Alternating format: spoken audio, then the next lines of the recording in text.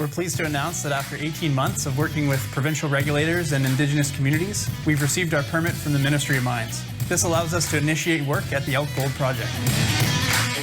Receiving the permit is one of the biggest milestones of the company and significantly de-risks the project.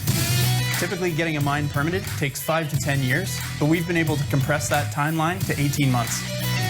The months of June and July were dedicated to construction. August and September have been focused on stripping waste material, and now we can get right into ore mining and shift our focus on delivering material to New Afton. Initial mining activities are going to be pushing back our historical open pits, and we're going to be targeting some of the highest grades in our resource. We were always told our timelines were aggressive, and to deliver this on time and on budget is a huge accomplishment for our team. With so few projects reaching production, we're thrilled to deliver this to our shareholders. Now that this permit is behind us, we're in a strong position to begin generating cash flow and use the proceeds to continue growing our company in a non-dilutive fashion.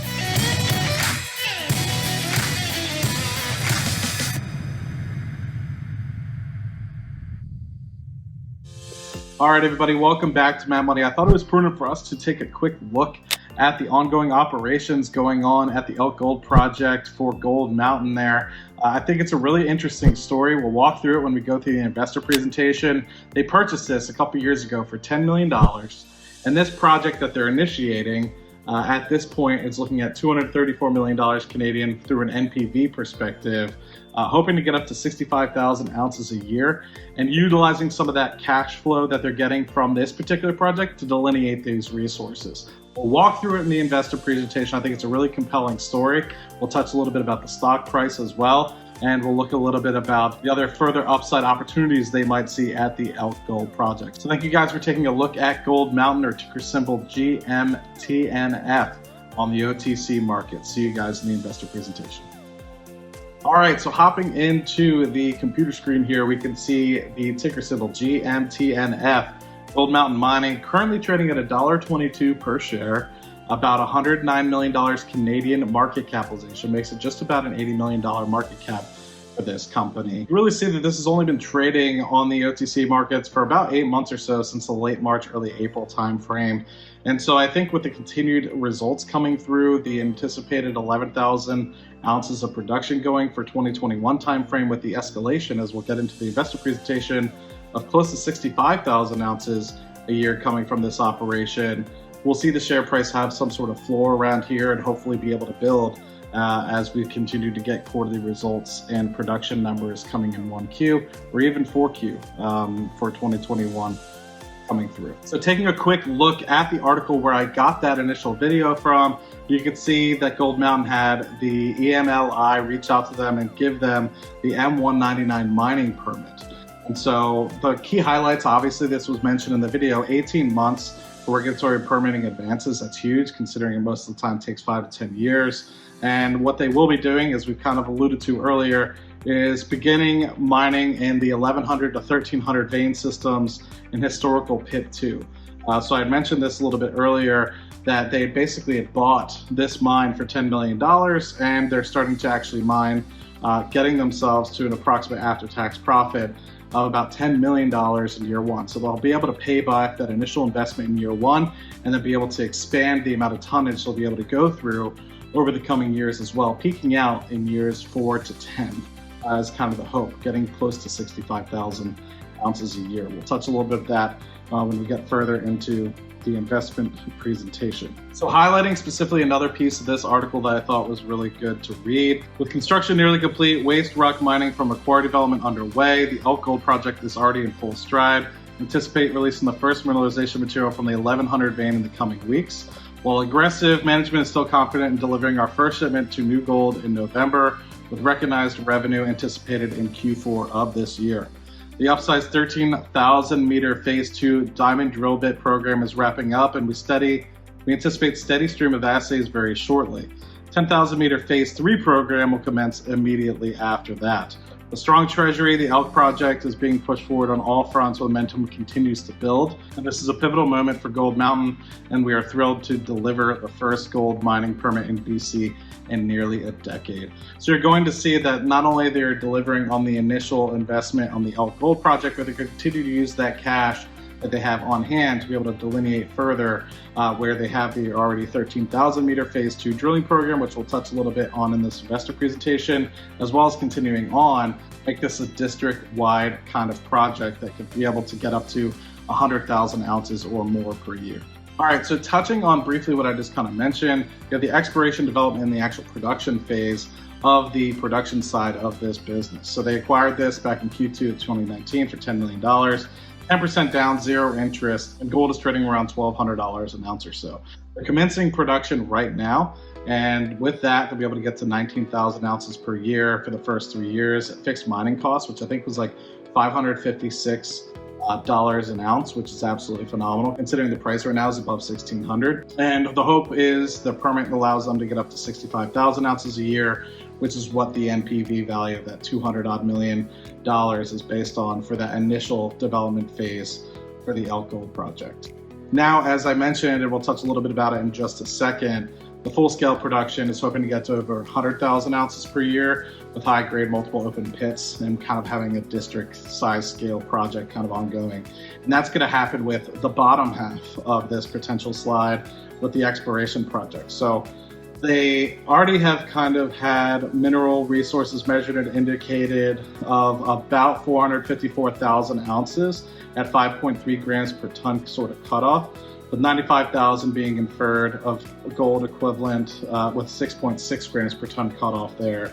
And that's with the established mining that they've kind of already, drilling that they've already kind of had of 127 kilometers of historic drilling results. And what they're going to be doing, as we've kind of talked about the phase 2 and phase 3 drilling, step out from that initial development area to get to over 1 million ounces of gold equivalent in here. So that is obviously initiating a large-scale exploration program focused on the Swash North zone, which we'll touch on in this presentation, and follow-on zones thereafter, which could help delineate these resources further. And they've already had some pretty good test results showing up that the expansiveness of the prospectivity of this mine continues beyond this initial Elk Gold project that they kind of have ongoing at the moment. So kind of touching on what I was just talking about, the phase 1 drill program already increased the mineral resources by over 49%. 41 out of 41 drill holes intercepted mineralization there. The phase 2 program, which we kind of touched on a little bit earlier, the 13,000 meter drilling program, continued to extend deep, high-grade mineralization to the 1,300 to 2,500 veins. And this is expanding the drilling into satellite zones of Lake Zone, South Zone, Elusive Zone, and stepping out to add to the additional mineral resources that they've already had. And then they're going to continue to re-log over the 127,000 meters of historical core that they already have, and basically look through new high-grade intercepts. Now that they've actually going to develop these resources, it lowers the cutoff that you might potentially have had based off of now the fact that you actually are developing this and had acquired it at such a low cost already. So aside from that initial project that we kind of had, and we'll touch on that and the actual economics of it at the very end of this presentation, this is the upside potential beyond those resources. So all of this is in plus of what we've already had developed or to be developed from the Elk Gold project. So you can see we just touched on the Swash North resource zone there, but the other potential that they will be doing in Lake Zone, Discovery Zone, South Zone, and a bunch of different other areas to help delineate around that initial development area that is currently ongoing. So if you guys remember that $10 million investment I told you guys about where they bought it in Q2 of 2019, that has an NPV of around $231 million at an NPV discount price of about 5%. I told you guys about $550 per ounce for the all-in sustaining costs for the mine. You can see there they have the $570,000 of gold mine ounce with a 92% recovery. Told you guys that 1% year payback for the after tax. They think within the first year, 12 months, they'll be able to get $10 million back at that 11,000 and 19,000 ounces that they'll be able to mine within the first year or so. And then they hope to eventually get it up to 65,000 ounces a year from years 4 to 11. Now, if you guys remember, I mentioned getting up to 100,000 ounces. That's inclusive of some of this drilling results from phase 2 and phase 3 being able to add on top of this initial large-scale project that they already have at the Elk Gold project. Now, this is already going to be utilizing some of the cash flow that they're getting from the Elk Gold project to be able to reinvest into those additional drilling phases and be able to understand and delineate those resources to see how much larger this potential project could be. So what they've already been able to see, what they've already been able to put their hands on, what they've already been able to drill and delineate, we're expecting $231 million in NPV. The other boreholes that we talked about with respect to phase 2, phase 3 drilling, that is on top of. That is the cherry on top, or even maybe just the ground floor of where we're potentially looking at with this 21,000 hectare sort of property at the Elk Gold project. I think it's a very interesting sort of scenario to see a junior mining company get from, say, the initial acquisition to be able to be delivering resources within just over a 2-year time period. I think it's absolutely phenomenal to be able to see that, and I'm curious to see when we start getting some of these dollars and cents coming through the actual cash register in the next month or so, what the 4Q results of this company looks like, and 1Q where they're able to get to in terms of getting up to speed and actually delivering the tonnage to the actual area where they're going to be able to refine it down to actual sellable product. All right, everybody, so I appreciate you taking the opportunity to look at the Elk Gold project from Gold Mountain Mining Company. I think it's a really interesting conversation that you had. You already have a $230 million project in terms of NPV that's going to be delivered, using that cash flow to help discover more resources to potentially expand this into a district-wide sort of project. There's a lot of catalysts in here that undergo a lot of risks and uncertainties associated with the subsurface results that might happen out of this sort of project, but I think that it has a lower risk than most might say, with the fact that it's already producing mine and they are going to be having a lot of cash flow coming in as a whole already. But keeping in mind those risks, feel free to put it on your watch list and look for future news releases from me or others on ticker symbol GMTNF.